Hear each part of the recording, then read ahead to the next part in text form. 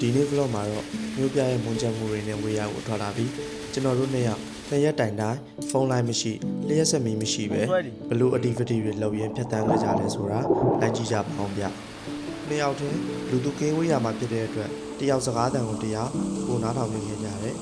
တိတ်ဆိတ်ချင်းတွေကြမှာတဘာဝတရားရဲ့တေးတန်တွေကိုခန်းစားရင်စက္ကန့်တိုင်းကိုအဓိပ္ပာယ်ရှိရှိဖြတ်တန်းခဲ့ကြတာပေါ့မြို့ပြနဲ့ဝေးရကဒီခီးစဉ်လေးဟာကျွန်တော်အတွက်တော့စိတ်သက်လူသက်ဖြစ်စေခဲ့ပါတယ်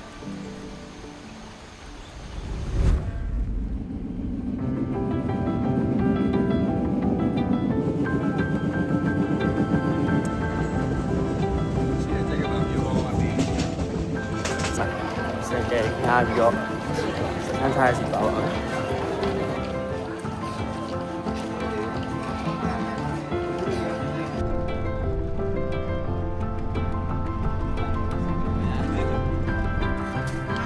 好。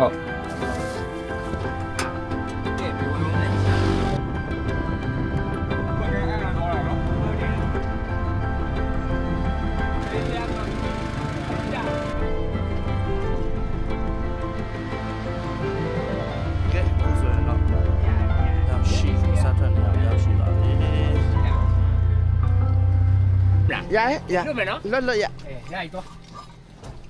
ဟုတ်ပါလေဒီကားတော့မရှုခဲ့ရရောလားရှုခင်းရအောင်ရှုခဲ့ရမယ်ရန်လာ Okay let's go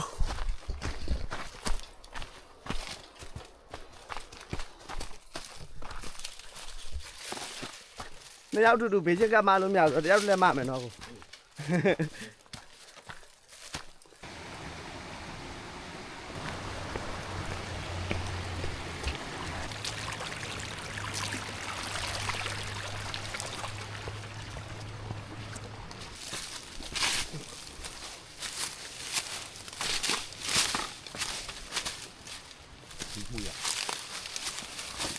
木了，木下。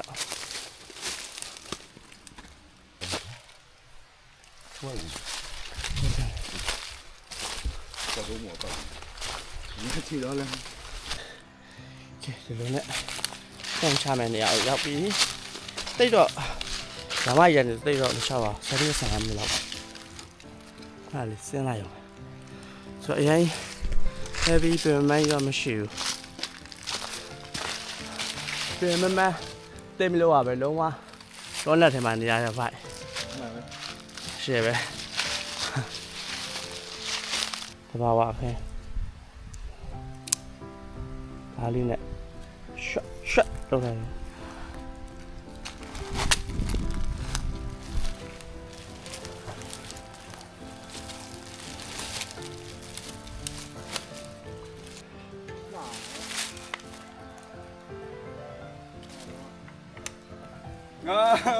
မှာကြည့်လိုက်ဟိုဒီတိုင်းကိုလိုက်လောရှုံးနေတော့ဒီနေရာလေးကိုစက်ချင်းလုပ်လိုက်မယ်ပြီးတော့တဲရဒီနားမှာတစ်လုံးဒီနားမှာတစ်လုံးထိုးလိုက်ရအောင်ဒီနားမှာတစ်လုံးဒီနားမှာတစ်လုံးထိုးလိုက်ရနှလုံးချင်းထိုးအဲ့လိုထိုးလိုက်နော်အဲ့လိုလည်းရ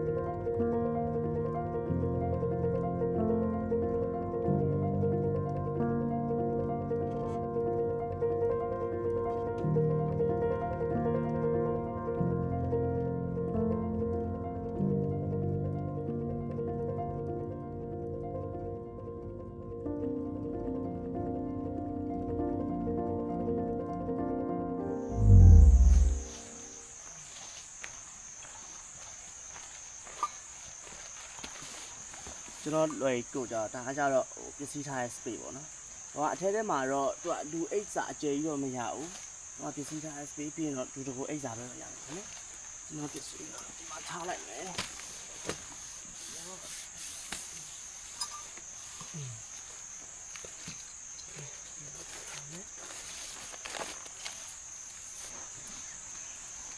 ဒါတော့ sleeping bag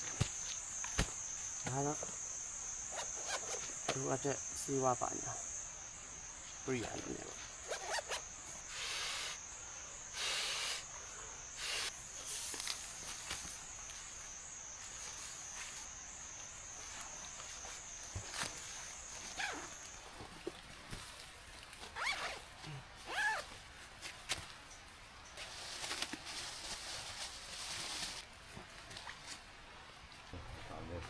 တိုက်လို့နေရပြီဖြစ်နေဒီမှာဟုတ်တယ် ဒါတော့ကျွန်တော်တို့ရဲ့ဆိုလိုကမ်းမင်းနှစ်ယောက်ထွက်တယ်ဆိုတော့ဂျူကိုဖြစ်သွားပါဂျူကိုကမ်းမင်းရှယ်ပါဗျာ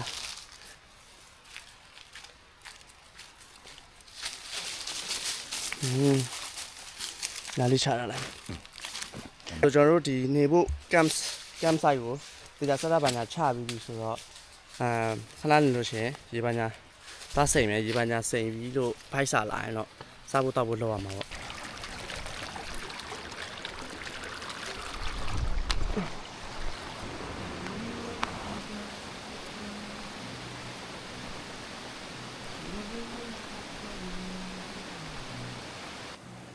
ဒီကလုံးဝကြီးတောက်စိမ်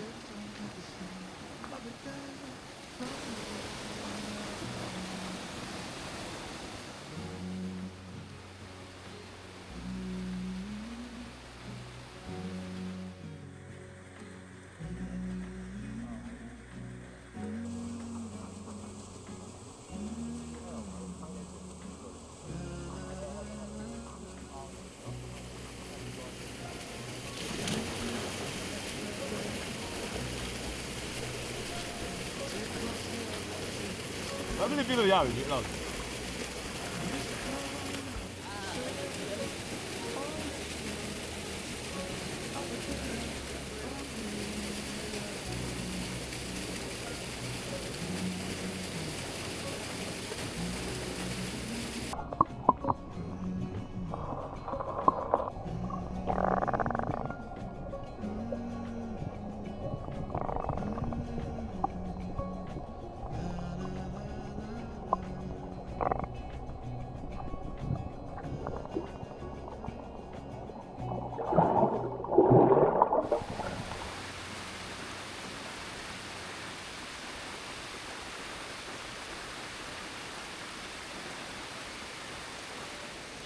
ဦးစီးလေးပါညာလောက်တာနဲ့ဆိုရင်တော့အခုတော့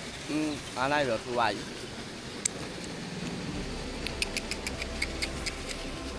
အားလိုက်ထိုးပါပြီပြီးလို့ရှိရင်ကျွန်တော်ဒီနားမှာအမိုက်တွေရားရပေါ့နော်သူတချို့လာပြီးတော့ခွာလာအမိုက်တွေလိုက်ကောက်မယ်အမိုက်တွေလိုက်ကောက်ရေမိုးချိုးပြီးရင်တော့ညာဖို့အတွက်ချင်းပါညာကောက်ပြီးတော့ကျွန်တော်တို့ရဲ့ base count ပြန်တယ်ပေါ့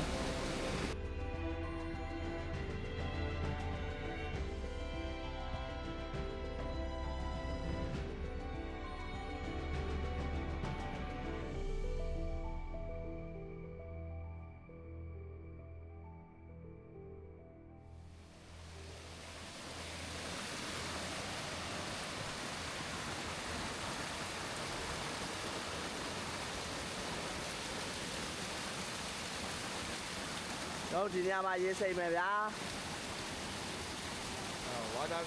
water massage ဟိုအင်းကိုလည်းရှိုးလိုက်အောင်နှစ်ယောက်တည်း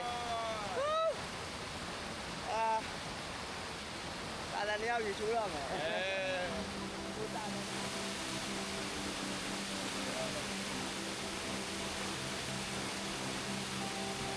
ဘာမှမလုပ်နေတာကျွန်တော်ကိုကြည့်တာဘယ်လောက်ရှိတယ်။ရောက်ရှင်တာဘုရား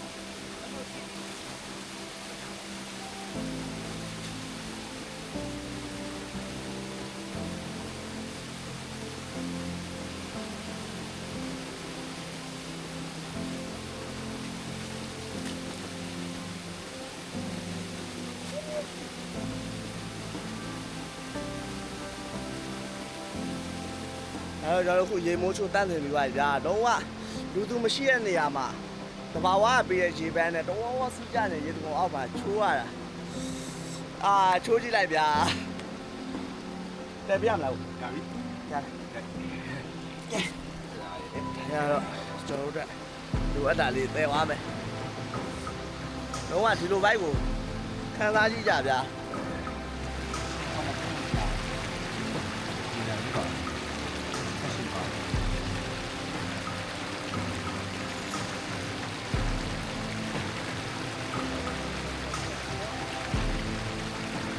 အလဲ Aspetto persona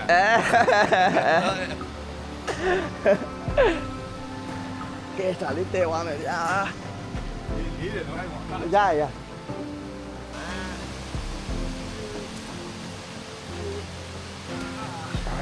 ဘာဥပလီမြန်မာပါချင်း ဘာလို့ပါလိမ့်တော့ပါလိမ့် ဒါချင်းမွေးမယ်ဒါတူတယ်ဒါကလည်းအဲ့တော့အခုကျွန်တော်တို့စခန်းမပြန်ခင်ဟိုကညဘက်ပုံးဖို့ရေသွားခတ်မယ်ပေါ့နော်ရေကခုနခတ်တဲ့နေရာနားမှာပဲရေခတ်မယ် ဒီနည်းလေးတွေပါပါတယ် ဟုတ်တယ်ဒီမှာရေမှာခတ်မလဲဆိုတော့ဒီနေရာမှာခတ်ပါမယ်တော့တော့ဖြစ်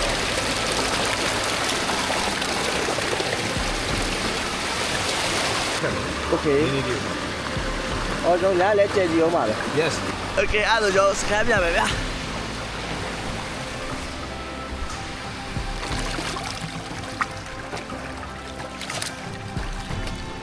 ဘောဝိတ်ပါတဲ့ခါကျတော့တော်တော်လေးကိုဒီဆိုင်ပြီးတော့အေးရွာရပါတော့စလစ်ပြတ်သွားတယ်ဘောဝိတ်နဲ့ဖိချလာကျိုးကပဲရပြန်သွားဆိုလို့ပေါ့နော်ဖြည်းဖြည်းအာ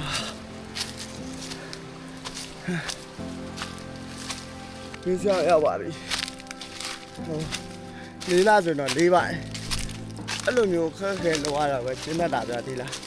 အဲ့လိုမျိုး challenge လုပ်ပြီးတော့အဲ့လို survive လုပ်ရတော့ကျင်းတတ်တာဟုတ် okay တော့လေးတယ်ဟာ ပြောပါတယ်ညီလေးอ่ะအမြင့်ကြီးက နည်းနည်းလေးဝေးသွားတော့လမ်းလျှောက်ရတာ ဒီအတက်လေး ဟုတ်တယ် တက်ကိုတက်ရတာအပူလေးတာ ခုကတော့ဝစားပါလာလဲမယ်ပေါ့ဗျာ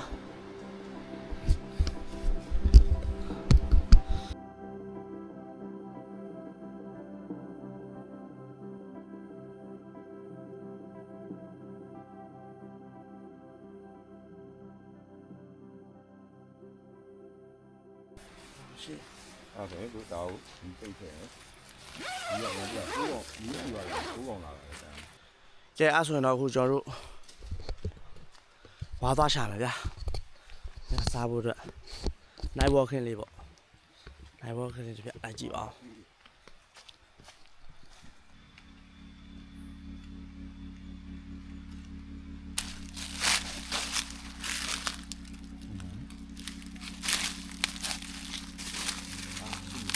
အေးနိုင်ပြီဟုတ်ကဲ့ဟိုကျွန်တော်တို့ဒီဝါတော့တွေ့ပါတော့ကျွန်တော်ကြောက်ခုတ်ကြည့်မယ်ကြောက်ခုတ်ဝါကြည့်မယ်ပေါ့ဟုတ်ကဲ့ဟုတ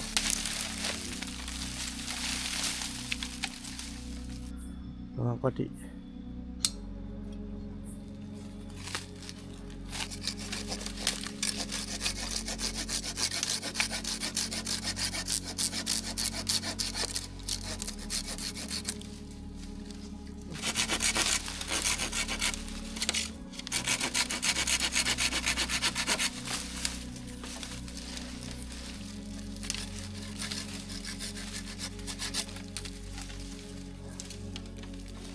တော်ပြရမလားပြေးလေ စစ်အစိုးတော့ရှိတယ်ဒါပြီး ရ ဒီဟိုပါ ကဲကျွန်တော်တို့ဝါတော့ဖုတ်ပြီးပါပြီဒါနဲ့ကြီးကြက်လှုပ်ရှားကြရပါဗျာညာတော့ပါလာလေးနဲ့ဆွဲမယ်အိုက်စာနေကြပြီဟောကျွန်တော်ဝက်စာဒီပြောင်းလှမ်းလိုက်အောင်မယ်ကျွန်တော်ဒီနားလေးရှင်းအောင်ဝေးဖျက်ရောက်ပြီဒါဆိုရင်ပြီးလို့ရှိရင်ကျွန်တော်တို့ခဏနေဒါဘာလို့စားမလဲချက်လိုက်ကြည့်ကြည့်ပါနော်ခေပါကျွန်တော်တို့ပထမနေ့မှာတော့မီးမွေးဖို့အတွက်မီးချစ်ကိုပဲအလွယ်တကူသုံးခဲ့ကြပါမယ်ဒုတိယနေ့မှာတော့မီးခတ်ကြောက်ကိုသုံးခဲ့ကြပါတယ်ဒုတိယနေ့ဗီဒီယိုလေးတင်တဲ့အခါကျရင်လည်းကြည့်ပေးကြပါအောင်ဗျ Yes so easy fast and easy ဆိုရင်ကျွန်တော်တို့ ရန်လွယ်ပါလေ ဒီမီတော့လာပြီဆိုတော့ကျွန်တော် flash light နေလို့ဗျာရှိုးလိုက်တဘာဝအလင်းရောအခုမီတော့ခုကျွန်တော်ဝါဖြတ်မလို့ပေါ့နော်ချောင်းတော့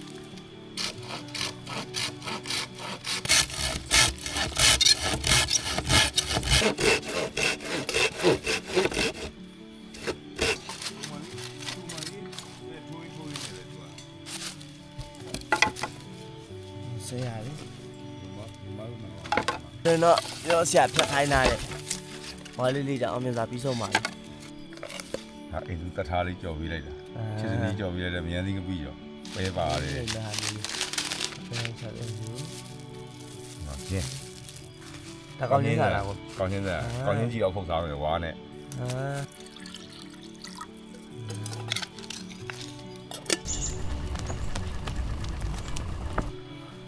โอเคကျွန်တော်ခဏနေအားဆိုရင်ကျွန်တော်တို့ချောင်းနဲ့သွားပါမယ်ကျွန်တော်ညို့နေရချောင်းနဲ့တိုးမယ်ပြီး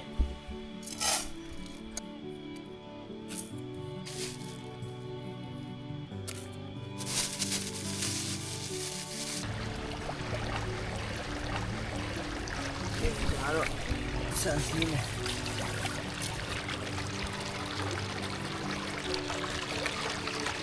ဆန်ဆန်ဘောမဟာလီတော့ဒါတော့ကြည့်ရဒီတော့အမြင့်ကြတယ်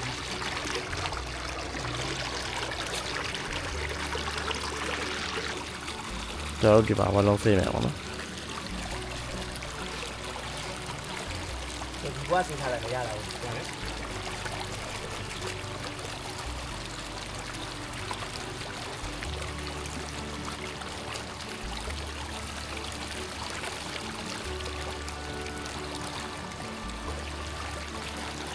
ကြီးလာပဲ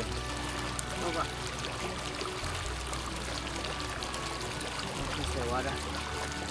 အခုဆိုရင်တော့ကြောက်တဲ့ပြားပြီပေါ့နော်နောက်ခဏရေတက်လာတဲ့ဘလုံးလေးထောင်သားပြီးတော့ဒီမှာကောင်းချင်းကြည့်တော့လောက်စားကြအောင်နော်โอเคခဏရေရိုးလေးစုံစားလာဘူးဘူးအဲ့တော့ကျွန်တော်တော့လောလောဆယ်တော့ဒါတော့ဒီလမ်းနဲ့လောက်တာပေါ့ဗျာလို့ဆိုတော့ကျတော့ဆိုဓာတ်ဝယ်ပိုးလာဒါလေးလောက်ရမှာပေါ့ စားကြည့်လို့ဘာကြောင့်လဲပြင်ပြန်ထိတ်ကိုချွတ်မယ်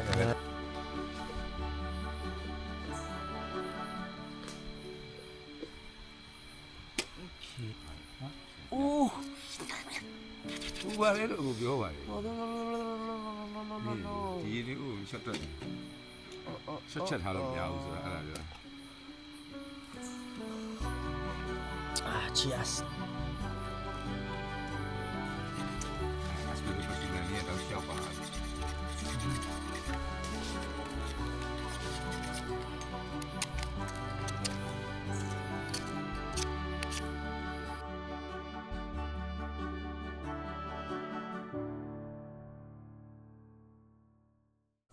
စားခဲ့တယ်ဘောနော်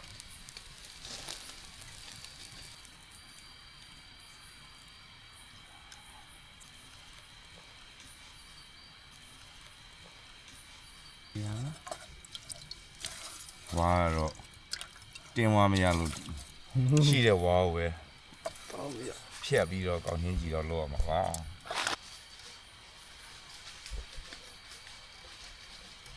တော့ဒီလာကျန် မတူတော့မတူသေးဘူးနော် ဒါကျန် အိုး ကြာတယ်နိ ကြောက်လိုက်တာဒီဇွန်ကဗျာအရေးပါညာတော့ကောင်းကောင်းခတ်လို့မရအောင်သူကအတိတ်မနဲ့တော့အခုကအရေးခတ်လို့ကောင်းတယ်ဇွန်ကကျွန်တော်ကအရေးတော့ခတ်လို့မရ အေးဟုတ်တာပဲ စောက်ခွက်ကိုရှိုးတာ ဟုတ်တယ်ဟုတ်တယ်6ခွက်ကိုရှိုးတယ်ဟုတ်လားဟုတ်တယ်ဟုတ်တယ် ဟိုခေါက်သွေးပဲတောက်လို့ရှိရင်အရေးလေးကဒီနာလေးတိတ်နေလေးရှစ်လို့ဘာ အေးဘောဘယ်လိုတောက်လို့ရမ မရဘူးကော ဂိုင်းနဲ့ဂိုင်းတောက်မှာမရဘူး ဟုတ်တယ်အသားလေးတစ်ဖက်တော့အရင်ကြီးတာ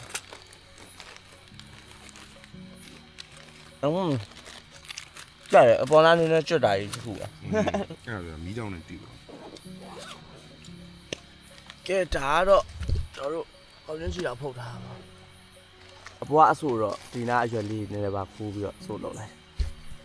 ဟိုတယ်မှာမီထိုးပြထားတယ်အာလူလေးရယ်ပါလေးရယ်စားလေးရယ်အာလူပုတ်လေးစားမယ် မဟန်နီဘလာလေးဖြူစား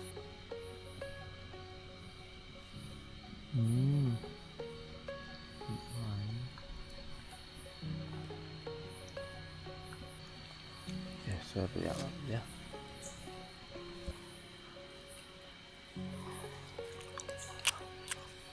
อูมามิ အော် ယမ်မီတဲ့တော့မြင့်သွားอูมามิ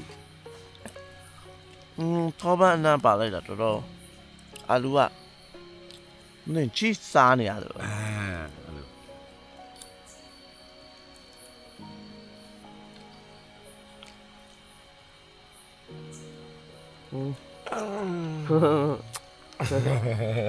ဝမ်းရှယ်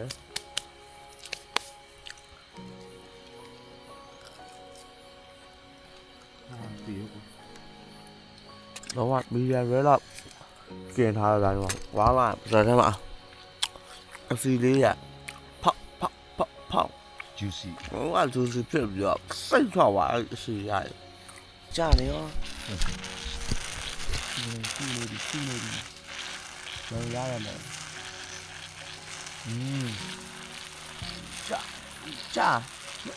ကြာနေကဲဒါတော့ကျွန်တော်ကောင်းချင်းချီတော့ခွဲနေရပါရှယ်ရပြီ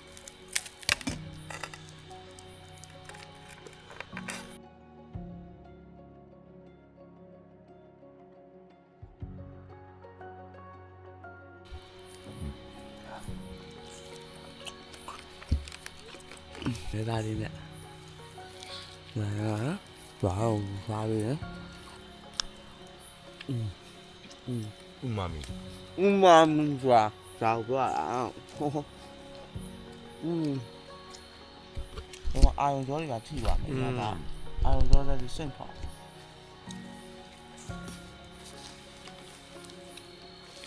ကဲခုကတော့ကျွန်တော်ညနေရရေကူးတယ်ချောင်းနားကကြောက်ဖြာပြီးတော့သွားပြီးတော့ကျဲသွားကြည့်ပါမယ်ဒီသားတန်တွေနားထောင်ပြီးတော့ကျဲကြည့်ပြီးတော့တော့အခြေဆက်လက်ဆက်နာရှေ့ချေးမယ်နော်ဆိုရတော့မယ် let's go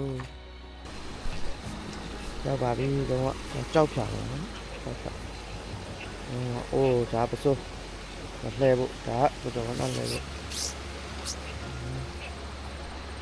ကောင်းဝင်မှာလုံးဝကျဲတော့ပါ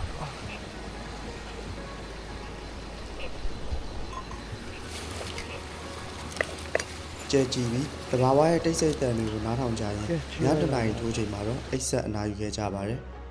ဒုတိယမြောက်နေ့မှာနောက်ထပ်ဘယ်လို hidden sports တွေနဲ့ activity တွေထပ်လုပ်ခဲ့ကြလဲဆိုတာစောင့်မျှော်ပေးကြပါဦးခင်ဗျာကြည့်ရှုသူတယောက်ချင်းစီတိုင်းကိုကျေးဇူးတင်ပါတယ်ကျွန်တော်ရဲ့ channel လေးကိုလည်း like and subscribe လုပ်သားပေးကြပါဦးဗျနောက်ထပ်ဗီဒီယိုတွေမှာပြန်ဆုံပါမယ်